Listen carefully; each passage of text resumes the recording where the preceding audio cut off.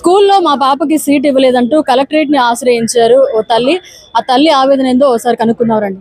నమస్తే, నా పేరు కళావతి. మేము కూడా ఆర్టీ యాక్ట్ కింద 25% సీట్ కింద పాపకి అడ్మిషన్ వచ్చింది నారాయణ స్కూల్ రామలింగపురంలోన, మినీ బైపాస్ రోడ్లోన. ఫస్ట్ సంవత్సరం కంప్లీట్ అయ్యింది. ఇప్పుడు వేసవి సెలవుల తర్వాత సెకండ్ ఇయర్కి జాయిన్ చేయడానికి వెళ్ళాము. కాకపోతే అక్కడ వాళ్ళు అలో చేయనియట్లేదు. ఫీజు కడితేనే అలో చేయిస్తాము.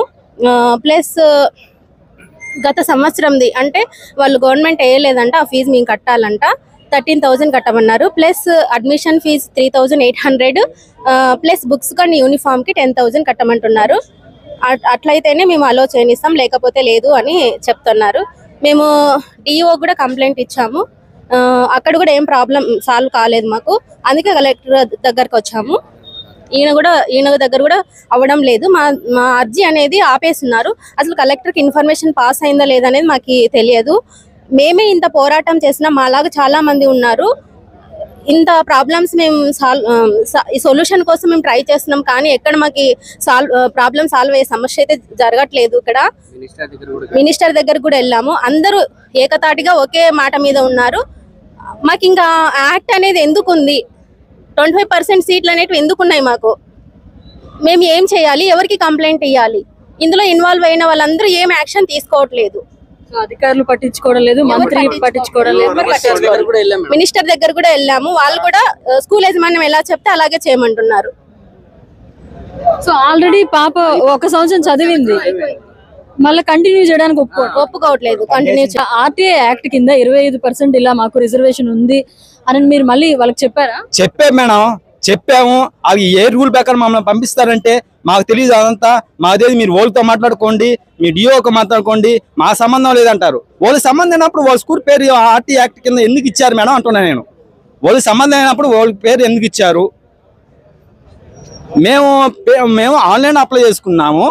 ఆన్లైన్లో సెంట్రల్ గవర్నమెంట్ మాకు ఇచ్చిన సీటు. ఏదైనా ఉంటే వాళ్ళ స్కూల్ వాళ్ళు వాళ్ళతో మాట్లాడుకోవాలా. కలెక్టర్ ఏమంటున్నారు? కలెక్టర్ రెస్పాన్స్ మీరు స్కూల్ వాళ్ళతో మాట్లాడుకోండి, డిఓతో మాట్లాడుకోండి. 3 times మేము అర్జీ ఇచ్చాము కలెక్టర్కి. 3 times మీ స్కూల్ యాజమాన్యంతో మాట్లాడుకోండి. స్కూల్ యాజమాన్యం అంటే మీరు ప్రీవియస్ డబ్బులు కట్టండి, అడ్మిషన్ కట్టండి, ప్రమోషన్ ఫీజు కట్టండి, ఎన్ఎల్ ల్యాబ్కి డబ్బులు కట్టండి, అన్ని కట్టండి అంటే అన్ని కడితే 30,000 40,000 అవుతాయి. అది మేము డబ్బులు కట్టి చేరినట్టే కదా మేడం. ఇంక గవర్నమెంట్ మాకు ఫ్రీ సీట్ ఇచ్చింది ఎక్కడి మాకు న్యాయం చేస్తారా లేదా అని మేము అడుగుతున్నాం.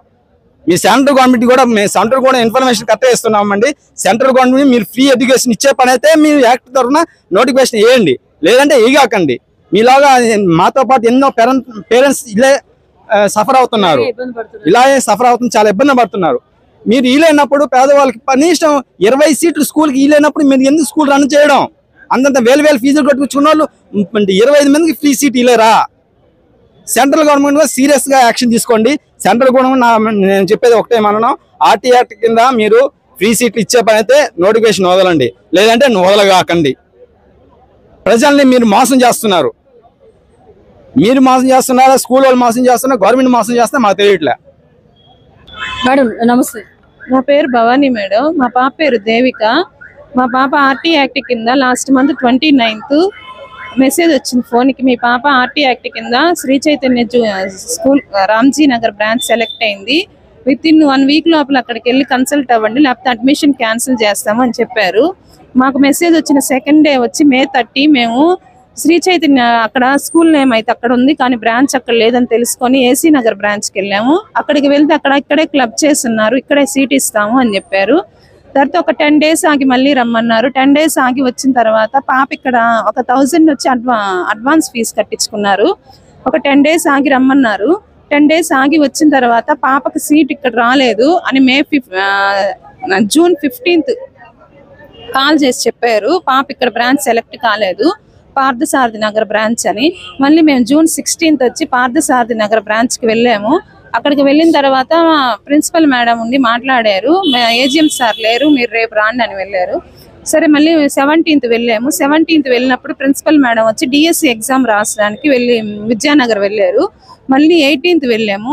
18th వెళ్తే ఏజిఎం సారు ప్రిన్సిపల్ మేడం ఉన్నారు. ప్రిన్సిపల్ మేడంని అడిగితే ఏజిఎం సార్ దగ్గరికి తీసుకెళ్లారు. తీసుకెళ్తే మా స్కూల్ అక్కడి నుంచి ఇక్కడికి షిఫ్ట్ చేయబడింది. ఇంకా ఆన్లైన్లో మారలేదు, అందుకని మేము ఇవ్వలేమని చెప్పి ఒక లెటర్ రాసిచ్చారు. ఆ లెటర్ తీసుకొచ్చి మేము మళ్ళీ డిఈ ఆఫీస్ దగ్గరికి వెళ్ళాము. డిఈ ఆఫీస్ దగ్గరికి వెళ్తే సుధీర్ బాబు సారు ఏజిఎం సార్ని పిలిపించారు. పిలిపించి మాట్లాడిన తర్వాత సీట్ ఇస్తాను రమ్మని చెప్పారు. నెక్స్ట్ మేము 19th వెళ్ళాము స్కూల్ దగ్గరికి. 19th స్కూల్ దగ్గరికి వెళ్తే 10,500 admission fees, 15,000 transport, 8,000 books fees, 8,000 uniform అవద్ది అని చెప్పారు. సార్ మేము అంత కట్టుకోలేము, అంటే నెక్స్ట్ ఇయర్ కూడా ఇలాగే ఉంటుంది, అంటే నెక్స్ట్ ఇయర్ మేనేజ్మెంట్ ఎలా చెప్తే అలాగ చేయాలి మేము అని చెప్పారు sir. Next year activity fee వచ్చి 10,000 ఉంటుంది, వాళ్ళ ఇష్ట ప్రకారమే ఉంటుంది. సార్ మేము అంత కట్టుకోలేము సార్, మేము అంత బడ్జెట్ పెట్టలేము, ప్రతి సంవత్సరం 50,000 అవుతుంది కదా పాపకి, పెట్టలేము సార్, మాకు ఇంకేమన్నా అవకాశం చూపించగలరా అని అడిగాం సార్ని. సార్ ఏమన్నారంటే ఏసీ నగర్ బ్రాంచ్ ఇస్తాను, అక్కడ కూడా 50% ఫీజు కట్టాల్సిందే అక్కడైనా అన్నారు. ఇంకా మాకు ఎక్కడ న్యాయం జరగలేదు కాబట్టి కలెక్టరేట్ ఆఫీస్ దగ్గరికి వచ్చాం మేడం. నా పేరు ఉడతా రాజశేఖర్ యాదవ్ అండి. నేను జిల్లా పేరెంట్స్ అసోసియేషన్ ఆఫ్ ఆంధ్రప్రదేశ్కి జిల్లా ప్రధాన కార్యదర్శిగా ఉన్నాను. మాకు ఏంటంటే ఇప్పుడు పేరెంట్స్ అందరూ వచ్చి మమ్మల్ని కలుస్తూ ఉన్నారు. రండి, పేరెంట్స్ అంతా వచ్చి మమ్మల్ని కలుస్తూ ఉన్నారు. మేము ఏంటంటే ఆర్టీఏ యాక్ట్ 2009లో పెట్టారండి.